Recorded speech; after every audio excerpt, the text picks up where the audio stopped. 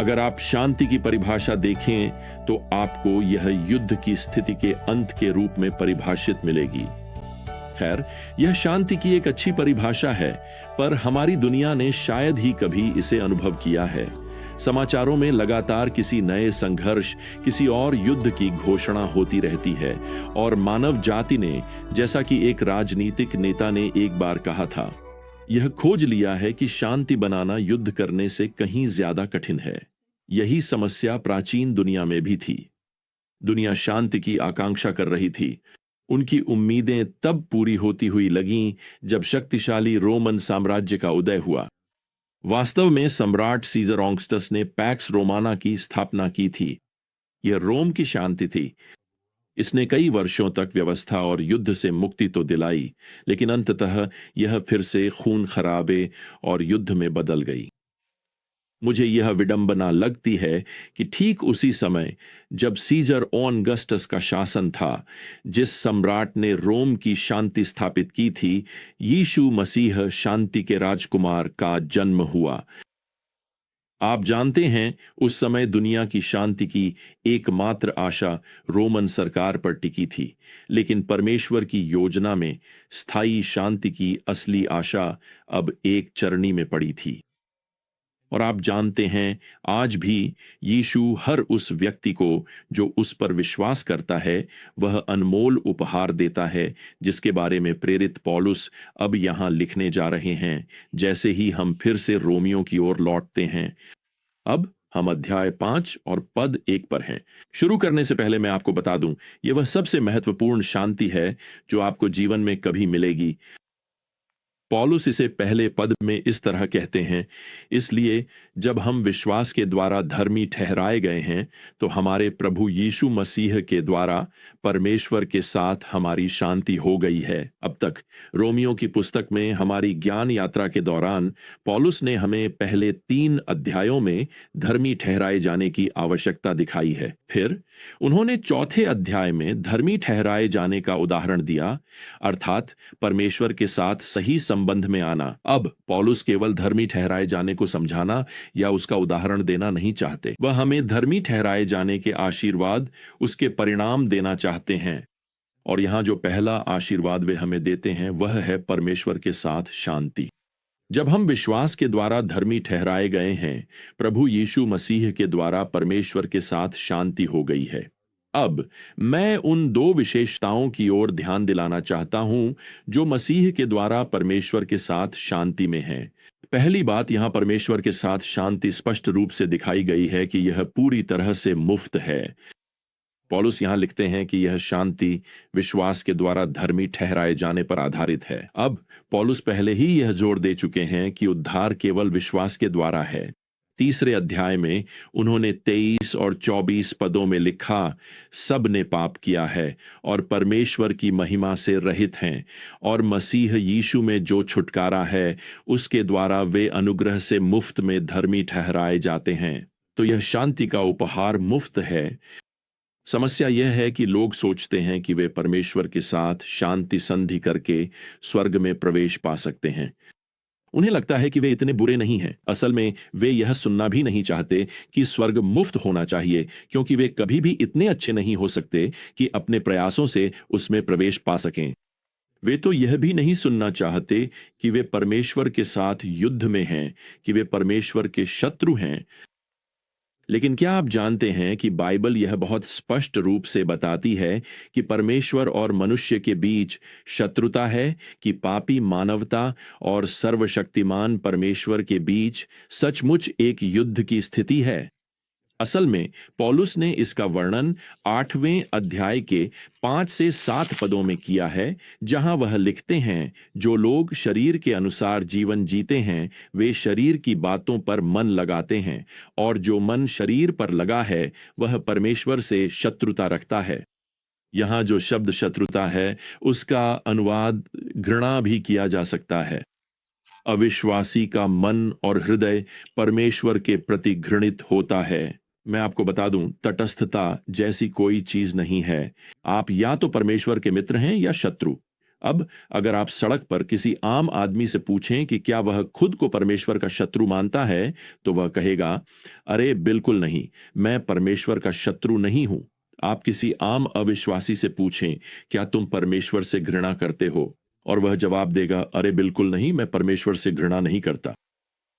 लेकिन अगर आप आगे बढ़कर उन्हें बाइबल के परमेश्वर का सही वर्णन करें, एक पवित्र और धर्मी न्यायाधीश जो एक दिन अविश्वासियों को अनंत नरक में भेजेगा, तो मैं आपको बता दूं, वे ऐसे परमेश्वर से घृणा करने लगेंगे। मुझे जैकब कोशी की गवाही पढ़ना याद है। वह सिंगापुर में पले बढ़े, उनके जीवन का एक ही उद्देश्य था, जीवन में सफल होना, जितना धन और जितनी संपत्ति इकट्ठा कर सकें वह सब पाना, और यही उन्हें नशे और जुए की दुनिया में ले गया। आखिरकार वह एक अंतर्राष्ट्रीय तस्करी नेटवर्क के नेता बन गए। अंततः उन्हें गिरफ्तार कर लिया गया। उन्हें कई वर्षों की जेल की सजा सुनाई गई। वह परमेश्वर से नाराज थे, वह मानवता से भी नाराज थे, एक कोठरी में बंद थे। उसका दिल नफरत और खालीपन से भरा हुआ था। हालांकि वह सुसमाचार जानता था, फिर भी वह परमेश्वर से कोई संबंध नहीं रखना चाहता था। उसे धूम्रपान करना पसंद था, लेकिन जेल में सिगरेट की अनुमति नहीं थी। उसके दोस्त तंबाकू छुपाकर ले आते थे और याकूब उसे गिडियन बाइबल के पन्नों में लपेटता था जो वहां दी गई थी, और उन्हीं पन्नों में तंबाकू भरकर सिगरेट बनाकर पीता था। एक दिन वह धूम्रपान करते करते सो गया, और जब वह जागा तो सिगरेट बुझ चुकी थी, लेकिन एक जली हुई कागज की छोटी सी टुकड़ी वहीं पड़ी थी जो अब भी मुड़ी हुई थी। उसने उसे खोला और उसमें बस इतना लिखा था, सॉल सॉल तू मुझे क्यों सताता है। खैर, याकूब को जिज्ञासा हुई।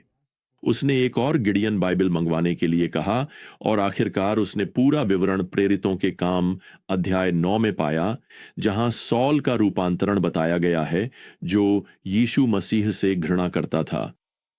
तब याकूब को एहसास हुआ कि अगर परमेश्वर यीशु के शत्रु सॉल को बचा सकते हैं, तो शायद परमेश्वर उसे भी बचा सकते हैं। वहीं अपनी कोठरी में वह घुटनों के बल बैठ गया और परमेश्वर से उसे बचाने और क्षमा करने की प्रार्थना की। वह रोने लगा। उसने लिखा कि उसका दिल शांति से भर गया था। परमेश्वर ने उसे उद्धार दिया था। उसने अपनी कहानी अन्य कैदियों से साझा की और कुछ ने मसीह में विश्वास किया। वह हंसते हुए उन्हें बताता था कि उसने परमेश्वर का सत्य इसलिए जाना क्योंकि उसने परमेश्वर के वचन को पी लिया था। जब याकूब जेल से रिहा हुआ तो वह एक बाइबल विश्वासी चर्च में शामिल हो गया।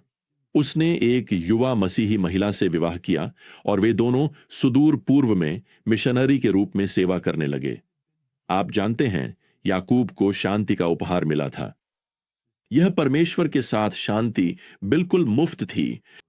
अब मैं आपको यहां दूसरी विशेषता बताना चाहता हूं, और वह यह है, परमेश्वर की शांति या परमेश्वर के साथ शांति एक पूर्ण तथ्य है। यह बिल्कुल मुफ्त है और यह एक पूर्ण तथ्य है। पौलुस यहां फिर से पद 1 में लिखता है, चूंकि हम विश्वास के द्वारा धर्मी ठहराए गए हैं, हमारे पास शांति है।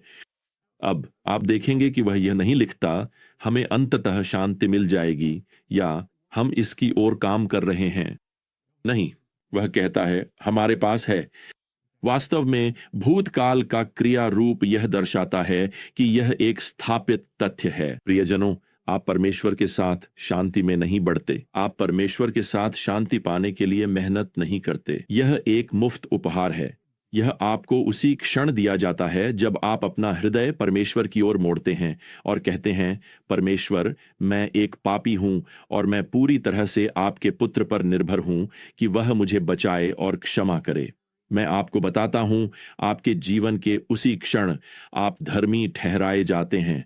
आप परमेश्वर के साथ सही घोषित किए जाते हैं और परमेश्वर के साथ शांति आपके जीवन में एक पूर्ण तथ्य बन जाती है। अब ध्यान रखें, प्रियजनों, पॉल यहां मन और हृदय की शांत अवस्था की बात नहीं कर रहे हैं। वह परमेश्वर की शांति है, वह तब होती है जब आप अपनी चिंतित सोचें सौंप देते हैं। फिलिपियों 4 साफ आपको इसके बारे में बताता है।